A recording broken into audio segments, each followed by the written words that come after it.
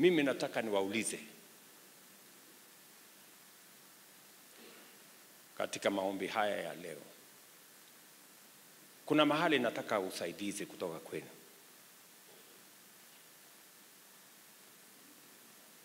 Kwa sababu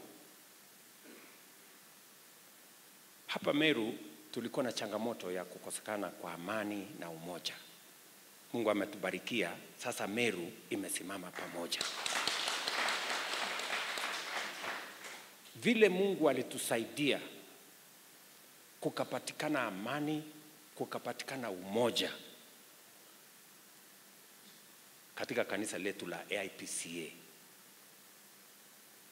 Pia mimi kama kiongozi wa taifa hii, kwa mapenzi ya Mungu na kwa kura zenu, hii nchi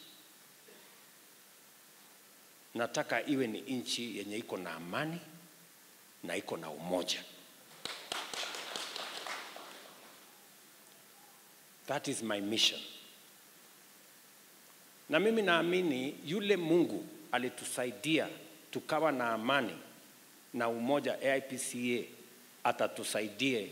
atatusaidia tuwe na amani na umoja katika taifa letu la Kenya. Leo asubuhi kuchelewa kwangu ni kwamba katika ile kupanua serikali, katika kutengeneza umoja wa taifa, tumesema hata wale walikuwa nje tuwalete ndani, wale walikuwa wanajihisi wako kando tuwalete katikati, ndio tutembee pamoja. Leo nimeswear in PSS, mawaziri wengine wa kuunganisha taifa letu la Kenya.